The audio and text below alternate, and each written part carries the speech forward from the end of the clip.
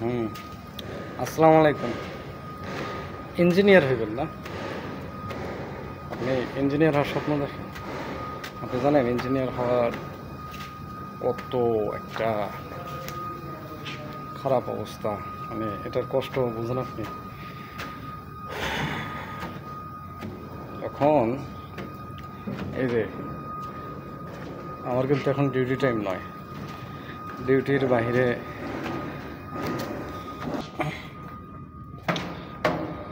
আমার এখন ডিউটি নেই, তারপরেও একটা মোটর পুড়ে গেছে, এটার জন্য প্রোডাকশন বন্ধ। আমাকে এই কারণে আসতে হইলো ডিউটিতে, অন দ্য ডিউটি।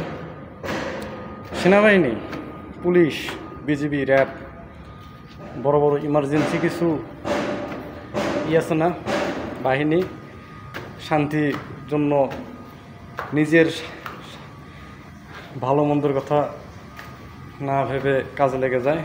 যে ইঞ্জিনিয়াররা ঠিক এরকমই আমার ছেলেবেলে উপরে কাজ করতেছে। আমি চাইলে না আসতে পারতাম না, কিন্তু দায়িত্ববোধকতা থাকা দরকার না? বা দায়িত্ববোধকতা আছে, সে কখনো থাকতে হবে। সকাল 9টা থেকে ডিউটিতে জয়েন করছি, সন্ধ্যা 6টা পর্যন্ত। আরে খাওয়া দাওয়া করে একটু কিছু শুয়েছি, অমনি দৌড়। এখানে সবাই সময় টাইম টু টাইম ডিউটি করে চলে যায়, কিন্তু আমাকে আসতেই হবে ডিউটিতে যখন তখন, কারণ আমি একটা ইম্পর্টেন্ট পারসন। মানে মানে মেনটেনেন্স টিমের একটা ইম্পর্টেন্ট জায়গা আর কি। মেনটেনেন্সে ইঞ্জিনিয়ার হয়ে কী করবেন? মেনটেনেন্সে তো জব করবেন, মেনটেনেন্সের মেশিন টেশিন এইসব নিয়ে ঘাটাঘাটি করবেন। এই প্যারাগুলো এরকম, কারণ মেশিন ঘাটাঘাটি আপনি তখনই করবেন বেসিক্যালি যখন আপনার সমস্যা হইবে। এই আর কত উপরে উঠবো রাতের বেলা? এই মাটি থেকে কয়েকশো ফুট উপরে, কয়েকশো ফুট উপরে। বৃষ্টিতে হালকা পিছলা হয়েছে। মোটরটা এমন জায়গায় ফিটিং করা, এই যে নিয়ার স্কেলেন্স মেপে দেখবো এরকম আরেকটা মোটর আছে কিনা। আমি এখানে চাইলে না আসলেও পারতাম, কিন্তু আসা উচিত আমার। আমি মনে করলাম আমার আসা উচিত।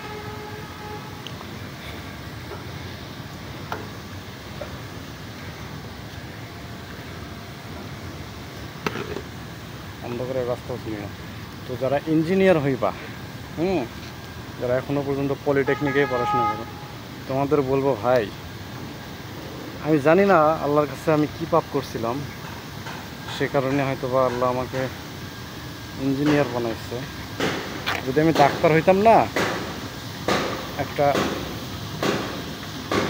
রোগ ধরতে পারি আর না ধরতে পারি, ওই 20-30 টি দামের প্যারাসিটামল লেগে দিতাম, ও খাইতো, ভালো হলে হইবে, না হলে নাই, ভিজিট পেতাম 50-60 টাকা যাই পেতাম, চলতো। বাট ইঞ্জিনিয়ারের গল্পটা আলাদা ভাই। এরা যে পদ্মা সেতুর পিলার কয়টা, এটা কিন্তু কোনো কাজে লাগে না। এরা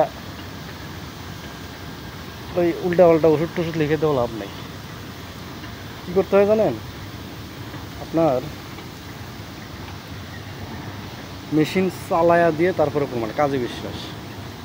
মেশিন চালায়া দিলেন, হ্যাঁ আপনি সাকসেস। চালাইতে পারলেন না, ততক্ষণ পর্যন্ত আপনি ব্যর্থ, যতক্ষণ চালাইতে পারলেন না। শান্তিভাবে আপনি চিন্তাও করতে পারবেন না কী করা যায়। শুধু প্রেশার আসবে উপর মহল থেকে, নিচ মহল থেকে, সব জায়গা থেকে। দ্রুত কাজ করতে হবে, দ্রুত দ্রুত, উৎপাদন বন্ধ হয়ে আছে দ্রুত। That's call engineer. খুব সাবধান। পড়াশোনা যা করছেন না, ছেড়ে দেন, অন্য কিছু করেন, কাজে লাগবে। ব্যবসা করেন, অথবা যে পদ্মা সেতুর পিলার কয়টা, এই কয়টা সেই কয়টা, এগুলো মুখস্থ করে যান, আপনার কাজে লাগবে। ভিডিও করা যাবে না, অনেক উপরে আছে, ডেঞ্জারাস একটা জায়গা।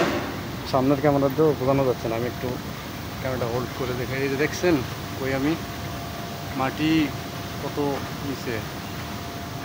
আমি এখানে এভাবে অন্ধকারের মধ্যে কথা বলতে বলতে গেলে করে যায় নিচের দিকে না যায়, একবার ডাইরেক্ট আল্লাহর কাছে উপরে চলে যেতে পারি। অতএব পরে ঠিক আছে, ভালো থাকবেন।